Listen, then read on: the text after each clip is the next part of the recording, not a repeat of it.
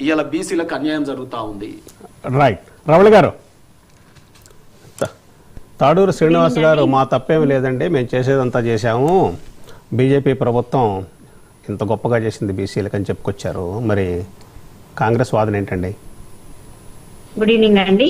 మీకు ప్యానెల్లో ఉన్న వాళ్ళందరికీ, ఈరోజు మహా టీవీ వీక్షిస్తున్న ప్రేక్షకులకు, ముఖ్యంగా నిజాలు తెలుసుకుంటున్న బీసీ సోదర సోదరిమణులందరికీ ఈరోజు వాస్తవంగా తెలంగాణ రాష్ట్రంలో ఏం జరుగుతుంది, గత సంవత్సర కాలంగా కాంగ్రెస్ పార్టీ ఏ చిత్తశుద్ధితోటి అంటే ఆగమేఘాల మీద కాకుండా ప్లాన్ ప్రకారం ఒకదాని తర్వాత ఒకటి స్టెప్ బై స్టెప్ వేస్తూ ఒక సంవత్సర కాలం పాటు తీసుకుంది.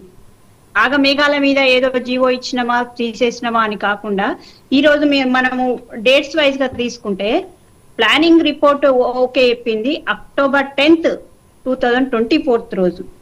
అదే నవంబర్ 6th రోజు క్యాబినెట్ లో దానికి ఆమోదం జరిగింది. ఈ రోజు కులగణన సర్వే జరగాలి అని చెప్పేసి ఇట్లా డేట్స్ వైజ్ గా తీసుకుంటే మనం ఏదైతే అక్టోబర్ 10 రోజు తీసుకున్నామో, ఏదైతే 22/3 అంటే మార్చి 22కు గవర్నర్ కు మనము 2 చట్టసభల్లో ఆమోదింప చేసుకొని ఏకగ్రీవ తీర్మానంతో ఆమోదింప చేసుకొని గవర్నర్ కు పంపి కూడా దాదాపు 6 నెలల కాలం అయిపోతుంది. 6 నెలలు దాటిపోయింది.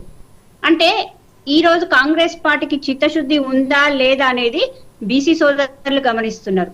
ఈ రోజు బీజేపీలో ఉన్న బీసీ సోదరులు కూడా ఏదైతే రాజ్యసభ మెంబర్లు బీసీఏలు అని చెప్పుకుంటున్న రాజ్యసభ మెంబర్ సదరు ఏదైతే కాంగ్రెస్ పార్టీ ఇచ్చిన జీవో ఇవ్వగానే చాలా బ్రహ్మాండంగా జీవో ఇచ్చారని చెప్పిన బీసీ నేత ఈ రోజు మళ్ళీ స్టాండ్ మార్చేసి నిన్న కోర్టులో స్టే రాగానే ఏదో కాంగ్రెస్ పార్టీ అన్యాయం చేసిందని అంటున్నాడు. ఈ రోజు ఆయనకు చిత్తశుద్ధి ఉందా అని ప్రశ్నిస్తున్నాం. వాళ్ళ బీసీ నేతలకు, ఎవరికైనా బీజేపీలో బీసీ నేతలకు చిత్తశుద్ధి ఉందా అని అడుగుతున్నాం. మేము పిసిసి అధ్యక్షుడిని బీసీని వేసుకున్నాం. మేము మొన్న ఇచ్చిన మంత్రివర్గంలో బీసీకి, ఎస్సీకి, ఎస్టీకి 3 ఇచ్చిన దానిలో మొన్ననే వాళ్ళకే ఇచ్చేసాం. కార్పొరేషన్లలో కూడా తాడూరి సీనన్న మీకు తెలుసు, నేను రెడ్డి సామాజిక వర్గం అయినా కానీ కాంగ్రెస్ పార్టీలో కార్పొరేషన్ లిస్ట్ లో ముందు వరుసలో ఉన్నదాన్ని. కేవలము నా కమ్యూనిటీ వల్లనే నాకు రాలేదు, అయినా నేను ఇబ్బంది వల్లే కదా ఈ రోజు రాకుండా రేపు వస్తుందనే విషయము తాడూరి సీనన్నకు తెలుసు, నాకు తెలుసు. ఏదైతే బీసీ సోదరులు రాజకీయంగా ముందుకెళ్లాలి, వాళ్లకు అన్ని రంగాల్లో అవకాశాలు కల్పించాలనే ఉద్దేశంతో ఈ రోజు కాంగ్రెస్ పార్టీ చిత్తశుద్ధిగా, మా నాయకులు చిత్తశుద్ధిగా చేసిన దానికి మేము కట్టుబడి పనిచేస్తున్నాం. అయినా కానీ మా చిత్తశుద్ధిని చింతించుకుంటూ శంకించుకుంటూ మీరు రకరకాలుగా అబ్బాండాలు 6 నెలలుగా గవర్నరు దానిలో ఉన్నప్పుడు ఏం చేసిందన్నా మీ బీజేపీ నాయకులు? ఎందుకు గవర్నర్ తో సంతకం పెట్టిస్తలేరు? ఎందుకు 9th షెడ్యూల్లో చేర్చమని దాన్ని పరిశీలించమని ఎందుకు అడుగుతలేరంటున్నా. మేము ఇక్కడ సపోర్ట్ చేసినామంటారు, మళ్ళీ తర్వాత పార్లమెంట్ లో మీకు బాధ్యత లేదా? మాకెంతమంది ఎంపీలు ఉన్నారో మీకు అంతమంది ఎంపీలు ఉన్నారు. మీకు బీసీ ప్రధానమంత్రి ఉన్నప్పుడు బీసీ బిల్లు మీద చిత్తశుద్ధి ఉండాలి కదా, ఎందుకు లేదు అంటున్నా.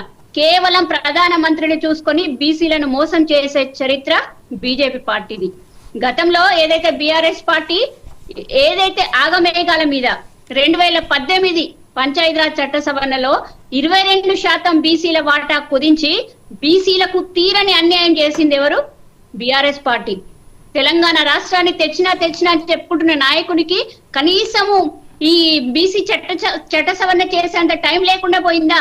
ఎందుకు ఆగమేఘాల మీద ఆయన చట్ట సవరణ చేసి 22% కుదించిన ఆయనేమో ఈరోజు బీసీలకు అన్యాయం చేసినట్టు కాదు, కానీ చిత్తశుద్ధిగా మేము అగ్రవర్ణాలు కూడా మేము అన్నిటికీ త్యాగం చేసుకుంటూ ఓర్చుకుంటూ బీసీలను ముందు వరుసలో నిలబడితే మాత్రం మా కాంగ్రెస్ పార్టీ నాయకులను శంకించడం ఎంతవరకు న్యాయము సబబంటున్నా.